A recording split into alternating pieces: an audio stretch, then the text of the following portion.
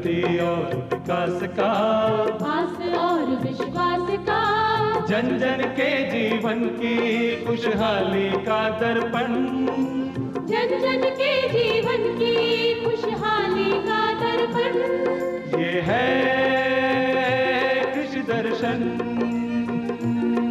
ये है कृषि दर्शन, ये है कृषि दर्शन। जय किसान, जय राजस्थान, जय भारत। भारत सरकार के कृषि मंत्रालय के कार्यक्रम कृषि दर्शन में आप सभी का स्वागत है। हमारे देश में गायों की पूजा की जाती है, उन्हें माता का दर्जा दिया गया है। एक देसी गाय हर रोज दूध, गोबर और गोमूत्र देती है, जो हमारे लिए बहुत उपयोगी है। इसकी उपयोगिता को देखते हुए देसी गायों का संवर्धन और संरक्षण कैसे करें, इस बारे में जानकारी लेंगे। लेकिन सबसे पहले आइए देखते हैं खबरें खेती की। किसान भाइयों नमस्कार। खेत खलियानों की खबरों में आप सभी का बहुत बहुत स्वागत है। आइए सबसे पहले एक नज़र डालते हैं आज की खेती किसानी से जुड़ी हुई कुछ खास खबरों पर। किसानों के लिए एमएसपी कमेटी का हुआ गठन। श्रीगंगानगर में ICAR के 94वें स्थापना दिवस का हुआ आयोजन। संपूर्ण पौष्टिक पशु आहार है सहजन, और किसान भाई गुलाब की खेती से कमाएं मुनाफा। केंद्र सरकार ने किसानों की आय बढ़ाने के लिए एमएसपी पर विशेषज्ञों की कमेटी गठित कर दी है। केंद्र सरकार ने कृषि क्षेत्र में बदलाव और किसानों की आय को बढ़ाने के लिए एक बड़ा फैसला लेते हुए न्यूनतम समर्थन मूल्य, फसल विविधीकरण और प्राकृतिक खेती को लेकर कमेटी गठित कर दी है। इस कमेटी में 16 लोगों के नाम शामिल हैं, जिनमें कृषि और सहकारिता क्षेत्र के विशेषज्ञ शामिल हैं। ये कमेटी एमएसपी को और प्रभावी और पारदर्शी बनाने का काम करेगी, जिससे किसानों की आमदनी में इजाफा हो। पूर्व कृषि सचिव संजय अग्रवाल को इस कमेटी का अध्यक्ष बनाया गया है।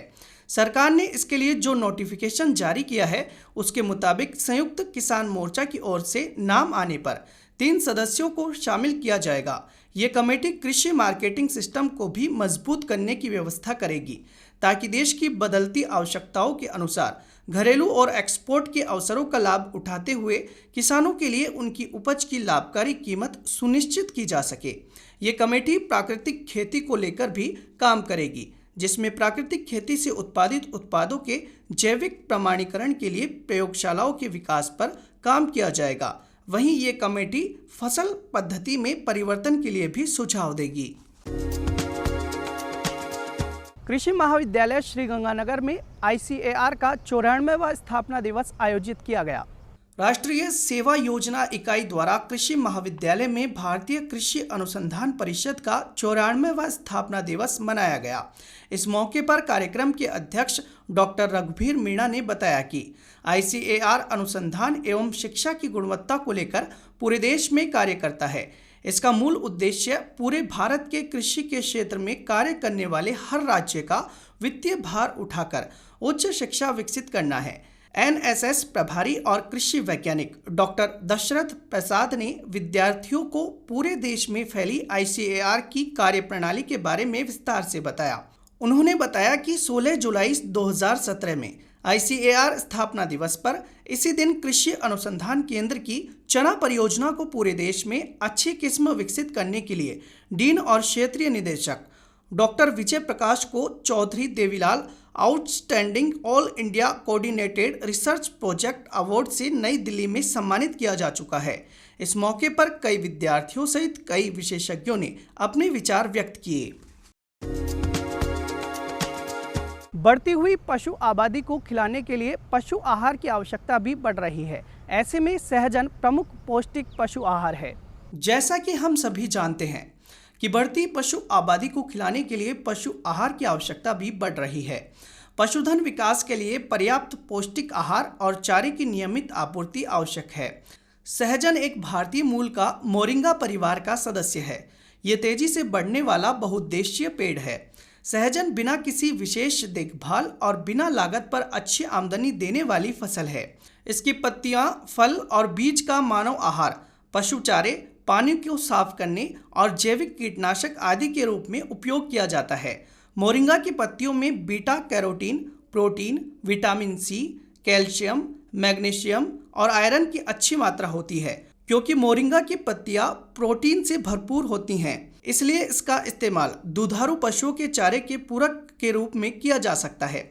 सहजन के पत्तों और हरे तनों को जानवरों को खिलाने से मवेशियों का वजन 32% तक और दूध उत्पादन में 43 से 65% तक की बढ़ोतरी हो सकती है। ये जानवर की पाचन शक्ति में भी सुधार करता है। सहजन शुष्क मौसम के दौरान पशुओं के लिए पर्याप्त चारा प्रदान कर सकता है। दूध में गंध से बचने के लिए सहजन को दूध निकालने के बाद ही खिलाना चाहिए। गुलाब की खेती हर तरह की मिट्टी में होने वाली मुनाफेदार फसल है। इसके एक पौधे से 2 किलोग्राम तक फूल हासिल किए जा सकते हैं। परंपरागत खेती में लगातार कम होते मुनाफे को देखते हुए किसानों ने अब नई और मुनाफेदार फसलों की तरफ रुख करना शुरू कर दिया है। इसी कड़ी में किसानों को फूलों की खेती करने के लिए प्रोत्साहित किया जा रहा है। इसके लिए सरकार भी किसानों को अपने स्तर पर सब्सिडी प्रदान करती है। बात करें गुलाब की, तो गुलाब के फूलों का उपयोग सजावट और सुगंध के अलावा अन्य कई तरह के प्रोडक्ट बनाने के लिए होता है। गुलाब के फूलों से गुलाब जल, गुलाब इत्र, गुलकंद और कई तरह की औषधियाँ भी बनाई जाती है। गुलाब के फूल के अलावा इसके डंठल भी बिकते हैं। कई कंपनियां किसानों से सीधे फूल खरीदती है और इसका अच्छा खासा भुगतान भी करती है। गुलाब की खेती से किसान 8 से 10 साल तक लगातार मुनाफा कमा सकते हैं। इसके एक पौधे से तकरीबन 2 किलोग्राम तक फूल हासिल किए जा सकते हैं। ग्रीन हाउस और पॉली हाउस जैसी तकनीक आने के बाद तो इस फूल की खेती साल भर की जा सकती है। इसकी खेती हर तरह की मिट्टी में की जा सकती है, लेकिन इसकी खेती के लिए जल निकासी वाली भूमि होना ज़रूरी है। कृषि विशेषज्ञों के मुताबिक 1 हेक्टेयर में एक किसान तकरीबन 1 लाख रुपए की लागत लगाकर गुलाब की खेती से 5 से 7 लाख रुपए तक का मुनाफा हासिल कर सकता है। किसान भाइयों, खबरें खेती की में आज जितना ही। आप देखते रहिए कृषि दर्शन। नमस्कार। कार्यक्रम में आपका एक बार फिर से स्वागत है। देसी गौवंश का संवर्धन और संरक्षण कैसे करें, गौ आधारित प्राकृतिक खेती के लाभ क्या क्या हैं, इस पर जानकारी के लिए आज हमने कार्यक्रम में आमंत्रित किया है युवा उन्नत पशुपालक भारत सिंह राजपुरोहित को। आपने कई सारे अवार्ड जीते हैं देसी गायों के संवर्धन और संरक्षण पर। सर, आपका कार्यक्रम कृषि दर्शन में बहुत बहुत स्वागत है। पूरी दूरदर्शन टीम का बहुत बहुत धन्यवाद आमंत्रित करने के लिए। गायों की नस्लों को लेकर हमारे किसानों और पशुपालकों के मन में अलग अलग विचार और धारणाएं होती हैं। भरत जी, ये बताइए, देसी गायों की पहचान क्या क्या है, इनमें कौन कौन सी विशेषताएं पाई जाती है? देशी गायों को विस्तृत रूप से बताने के लिए मैं ये कहना चाहूँगा कि हमारे यहाँ पर पूर्वजों से जो गौमाताएँ रखी जा रही है वो गाय हमारे देशी गौवंश है। और पूर्वज जिन्हें गायों को पाला करते थे, अब इन गायों को 2 श्रेणी में हम बात कर सकते हैं। एक तो बॉडी स्ट्रक्चर के रूप में, एक उनके स्वभाव के रूप में। बॉडी स्ट्रक्चर यानी कि जिनके थुम्बी होती है, सींग होते हैं और बिल्कुल जैसे सफ़ेद गाय हमारे थार पार कर रहे हैं, लाल कलर में हमारी गिर है, तो इन गायों को आइडेंटिफाई कर सकते हैं हम देख के। तो वो बॉडी स्ट्रक्चर के रूप में देशी गाय एक अलग ही दिख जाती है, उसकी सुंदरता, उसका रूप अलग रूप से। दूसरा, स्वभाव में हम देखें तो देशी गौवंश में प्रेम भाव बहुत होता है।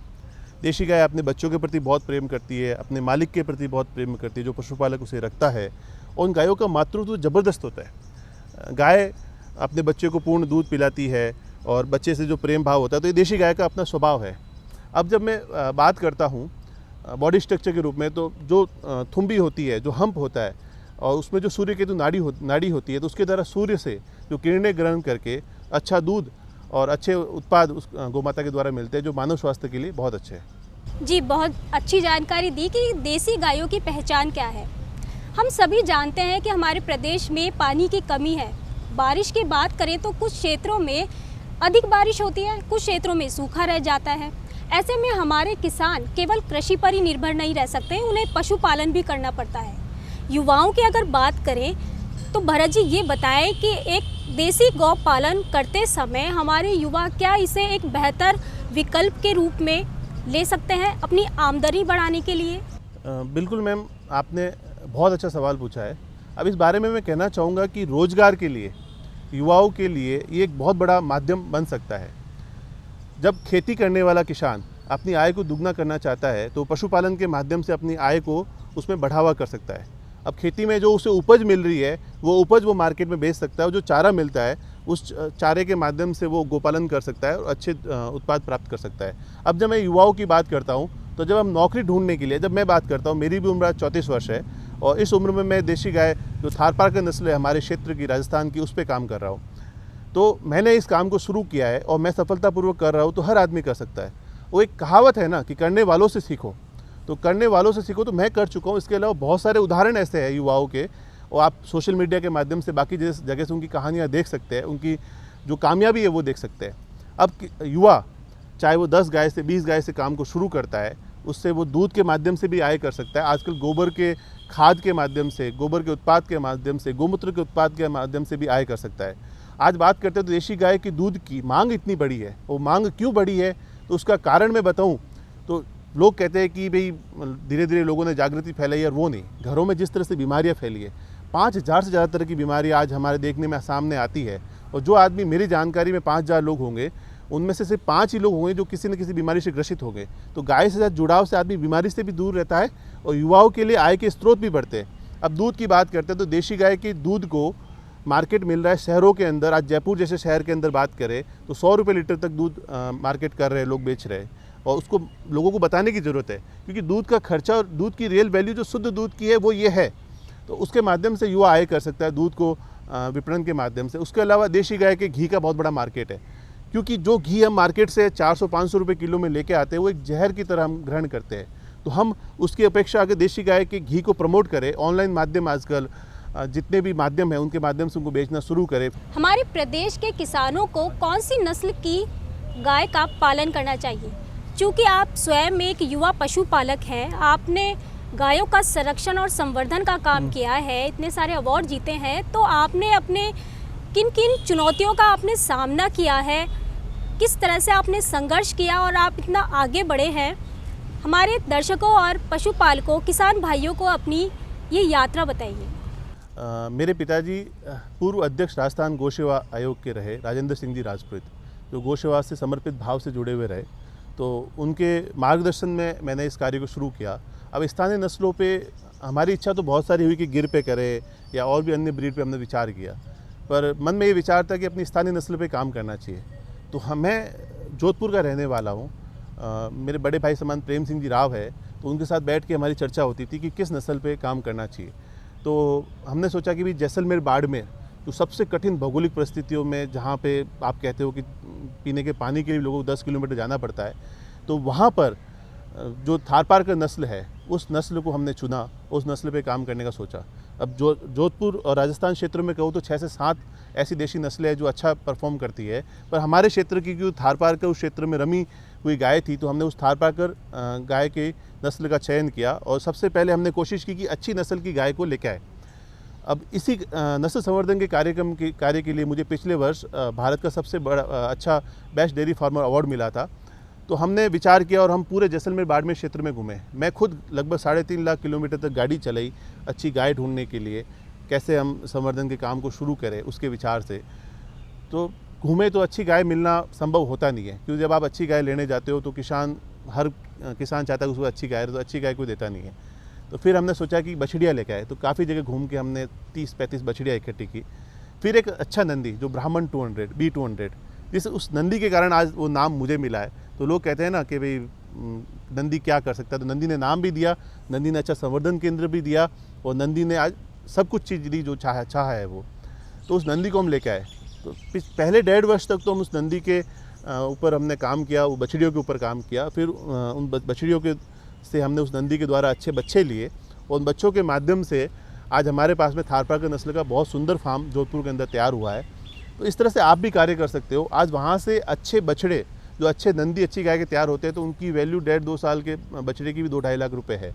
तो अच्छे नंदी की भी वैल्यू होती है। मेरे पिताजी एक बात कहा करते थे बेटा, कि उन्होंने कहा कि नंदी की कोई कीमत नहीं होती है। तो ये बात आज जाके मुझे समझ में आती है कि नंदी की कोई कीमत नहीं होती है। एक अच्छा नंदी अच्छा संवर्धन केंद्र बना सकता है। अब एक छोटी सी बात मैं कहूँगा, पहले गाँवों के अंदर नंदी चुनने के लिए लोग घुमा करते थे, 10 लोग 20 लोग मिल के जाते थे, पर हमने वो चीज़ें भुला दी। हमने हमारे पौराणिक कार्यों को भुला दिया। अब नंदी के लिए बाड़े हुआ करते थे, वहाँ दुकानें खुल गई, घर में गांव में एक छोटा सा बाड़ा हुआ करता था, वहाँ दुकानें खुल गई लोगों ने, तो अच्छे नंदी का चयन भी रुक गया, तो गाँवों का भी विनाश होने की कगार पे जा रहे हैं। अच्छे नंदी का चयन होना चाहिए, हर गांव में अच्छे नंदी होने चाहिए। इसके द्वारा सरकार के माध्यम से और हम जैसे जो लोग हैं उनके माध्यम से हम प्रयास कर रहे हैं कि हर गांव में अच्छा नंदी हो, तो उससे आने वाली पीढ़ी अपने आप सुधार हो जाएगा, अच्छा कार्य होगा। बात करें भारत जी की, वे देसी गाय जो कि दूध नहीं देती हैं, उन्हें अधिकतर बाहर खुले में छोड़ दिया जाता है, वो आवारा घूमती रहती हैं। तो ऐसे में ऐसी गायों से हम किस प्रकार से काम में ले सकते हैं, उनका कैसे इस्तेमाल कर सकते हैं? जो गाय दूध नहीं देती है तो क्या उनसे आय हो सकती है? तो ये सवाल बड़ा रोचक है और इस सवाल पे लोग पूछने पे हंसते हैं कि भी दूध नहीं है तो गाय से सिर्फ दूध मिलता है। नहीं दोस्तों, गाय से गोबर और गोमूत्र भी मिलता है। गोबर गोमूत्र के माध्यम से बहुत सारे विकल्प है। आजकल इतनी सारी मशीनें आ गई है जिन पे सरकारी माध्यम से सब्सिडी और बाकी चीज़ों के लिए भी हम सब प्रयास कर रहे हैं। जैसे गोबर से लकड़ी बनने की मशीन है, जैसे दिए बनने की मशीन है, जैसे धूप स्टिक बनने की मशीन है, तो उनका विपणन भी मार्केट में हो रहा है और लोगों में जागृति फैली है। जैसे जैसे कैंसर, डायबिटीज़ और बाकी सारी बीमारियां फैली है, उन बीमारियों को देखते हुए लोग गाय की ओर जुड़ रहे हैं और गाय की तरफ उनका जुड़ाव बढ़ रहा है। बीमारी से बचना है तो लोगों को गाय की ओर जुड़ना ही पड़ेगा और गाय से जुड़ाव के बिना आदमी बीमारियों से बच नहीं सकता है। आजकल काऊ कडलिंग एक बड़ा कॉन्सेप्ट आया है। आदमी गाय पे हाथ फेरता है, उसके सारे स्ट्रेस और सारे मानसिक विकार दूर हो जाते हैं। भरत जी, ये बताइए कि देसी गायों का संवर्धन और संरक्षण कैसे करना चाहिए, हमारे पशुपालक भाइयों को बताइए। और साथ ही ये भी बताइए कि एक विकल्प है जो आजकल बहुत चल रहा है, बढ़ावा दिया जा रहा है जिसको गौ आधारित प्राकृतिक खेती, क्योंकि हम सभी जानते हैं कि प्राकृतिक और जैविक खेती पर आज बहुत ज़्यादा फोकस किया जा रहा है। कैसे करें गौ आधारित प्राकृतिक खेती, क्या है और इसके लाभ क्या क्या हैं? सबसे पहले तो जो मैं करता हूँ, कैसा गोपालन मैं करता हूँ, वो आप सभी को बताते हैं। हमने जब गोपालन शुरू किया तो हमने शेड पे बहुत कम खर्चा किया। जो नॉर्मल स्ट्रक्चर, क्योंकि गाय को सिर्फ छाया चाहिए और जो थारपारकर नस्ल है, जो सबसे कठिन भौगोलिक परिस्थिति, जो 54 डिग्री टेम्परेचर तक जो गाय रहती है, तो उस गाय को इतने शेड की आवश्यकता होती नहीं है। तो हमने नॉर्मल स्ट्रक्चर में शेड को वहाँ पे बनाया। जैसलमेर, बाड़मेर में एक भी किसान सुसाइड नहीं करने की घटना आती है आर्थिक कारणों से, तो उसका कारण ही गाय के साथ रहने से है। जहाँ 10 किलोमीटर दूर से पानी लाना पड़ता है, वहाँ पे भी किसान जीवित है, तो सिर्फ उस थारपारकर नस्ल के कारण। जहाँ 100 बीघों में खेती करते हैं तो सिर्फ थोड़ी सी बाजरी मिलती है, वहाँ आदमी जीवित रहता है, उसका कारण सिर्फ थारपारकर नस्ल है। तो हम गाय लाए, उसके बाद में हमने सिर्फ मिट्टी बिछाई, वहाँ पे साधारण मिट्टी बिछा के उस पूरे शेड को कवर किया। उसके बाहर गाय के घूमने की, खुली घूमने की जगह रखी। अब एक बात आती है शोषण रहित। अब गाय को आप रख रहे हो, बांध के रख रहे हो, तो गाय शोषित हो रही है। आप उसको के शोषण रहित रखते हो तो वो गाय खुश भी रहेगी और आपको उत्पाद भी अच्छा मिलेगा। अब गाय को खुला रख रहे हो, अब एक वैज्ञानिक या साइंटिस्ट कहते हैं कि इतना किलो दाना देना चाहिए, इतना किलो चारा देना चाहिए, इतना किलो ये देना चाहिए। हम ये कहते हैं कि गाय के सामने रख दो, जितना उसको खाना है वो खा ले। तो हम वही करते हैं, हम उसके सामने परोस देते हैं, जो गोमाता को खाने की इच्छा है वो खा लेती है। अब वो कहते हैं कि डीवर्मिंग करो हर 3 महीने से, तो हम डीवर्मिंग की जगह नीम के पत्ते रख देते हैं। तो जिस गाय खुद एक वैज्ञानिक है, उसको लगता है कि उसके पेट में कीड़े हैं तो वो जाके उन नीम के पत्तों को खा लेगी, तो उसको डीवर्मिंग की भी आवश्यकता नहीं पड़ेगी। तो गाय के लिए सारी चीज़ें आप परोस के रख दो, तो उसका भोजन जितना करना है उसने किया, तो भोजन भी शोषण रहित हो गया, उसके लिए बढ़िया भोजन हो गया। अब जब बात करते हैं उसके बच्चे की, तो बच्चे के लिए 2 थन का दूध बच्चे का होना चाहिए। तो वो बच्चा जब दूध पीने आता है तो 2 थन उसको पर्याप्त मात्रा में दिया, तो बच्चे का भी शोषण नहीं हुआ, ना गाय का शोषण, क्योंकि गाय खुली घूम रही है, गाय को पूरा भोजन मिल रहा है, गाय के पीने का पानी भी सुलभ है, जितना चाहे वो जाके पी सकती है। तो ये सारी व्यवस्थाएं हमने कर रखी है। उसके बाद में उस बच्चे को पूर्ण मात्रा में दूध मिल गया, तो बच्चा भी शोषण रहित हो गया। अब हम क्या करते हैं, ज़मीन का भी शोषण करते हैं। ज़मीन का शोषण कैसे करते हैं कि यूरिया DAP ला के हमने उसके अंदर डाल दिए, तो वो शोषित हो रही है। अब उस गाय के गोबर गोमूत्र से वो अब हम उस ज़मीन के अंदर देते हैं, तो ज़मीन का भी शोषण नहीं होता है, ज़मीन को भी उसके जो मिनरल्स चाहिए वो पूर्ण मात्रा में मिल जाते हैं। तो जो प्राकृतिक खेती और सेंद्रीय खेती कहते हैं, वो भी उस गोबर गोमूत्र के माध्यम से हो सकती है। उससे लोग मुनाफा कर सकते हैं और बहुत बड़ी आय को ग्रहण कर सकते हैं। भरत जी, युवाओं के लिए डेयरी विकल्प कैसे वरदान साबित हो सकता है? स्वरोजगार के माध्यम से देखें तो कैसे आगे बढ़ सकते हैं हमारे युवा वर्ग? गाय को रख के आप गोपालन करते हो, आज युवा आदमी गाय के गोपालन को शुरू करता है, तो 4-5 चीज़ों पर ध्यान रखता है, तो उसकी सफलता की 100% गारंटी है। पहली तो जो स्थान का चयन करता है वो स्थान अच्छा हो, खुली जगह हो, 4-5-10 एकड़ ज़मीन हो, वहाँ पे पानी की प्रचुर मात्रा हो, और उसके बाद में वो चारे की व्यवस्था, गाय लाने से पहले अपनी चारे की व्यवस्था वहाँ पे पूर्ण रूप से कर दे। और उसके बाद में वो अच्छे पशुधन को लेकर आए। अगर अच्छी गाय दूध वाली मिल रही है तो खुद देख के लाए, अन्यथा वो अच्छी बछड़ियाँ लाए, अच्छा नंदी लाए, उनसे अच्छे बच्चे ले। और उसके बाद में उनकी विपणन की व्यवस्था, ये चीज़ें अगर ध्यान रखता है, मार्केट करना, कैसे चीज़ों को कहाँ बेचना, उसके भी प्लान वो पहले बना के रखे। इसके अलावा अगर आदमी खुद काम करता है तो बहुत अच्छी बात है। देखो, शरीर स्वस्थ रहेगा, सब कुछ स्वस्थ रहेगा। अच्छा लेबर, आपके काम करने वाला आदमी बहुत अच्छा होना चाहिए। तो ये सब चीज़ें अगर युवा ने कर ली तो उसके सफलता की 100% गारंटी हो, उसके लिए वरदान है। 10 गाय से आप मिनिमम 50,000 से लाख रुपए की आय कर सकते हो, ये 100% श्योर है। पशुपालक भाइयों और किसान भाइयों, गौ आधारित प्राकृतिक खेती करके आप लाभ कमा सकते हैं, कम लागत में अधिक मुनाफा प्राप्त कर सकते हैं। भरत जी, आप कार्यक्रम कृषि दर्शन में आए और विस्तार से आपने हमारे दर्शकों, हमारे किसान भाइयों और पशुपालक भाइयों को जानकारी दी। कार्यक्रम में आने के लिए आपका बहुत बहुत धन्यवाद। बहुत बहुत धन्यवाद मैडम, बहुत बहुत धन्यवाद। हमें पूरी उम्मीद है कि आप देसी गायों का संरक्षण करेंगे और साथ ही गौ आधारित प्राकृतिक खेती को अपनाएंगे और लाभ लेंगे। आपको ये जानकारी कैसी लगी, आप हमें पत्रों के माध्यम से ज़रूर बताएं। पत्र लिखने के लिए हमारा पता है कार्यक्रम कृषि दर्शन, टीटी राजस्थान, दूरदर्शन केंद्र, जयपुर। आप हमें मेल भी कर सकते हैं। हमारा ईमेल आईडी है krishidarshanjaipur@gmail.com। आज के लिए बस इतना ही। फिर से होगी मुलाकात कुछ नई विषय, कुछ नई जानकारी के साथ। अब हमें आज्ञा दीजिए। नमस्कार।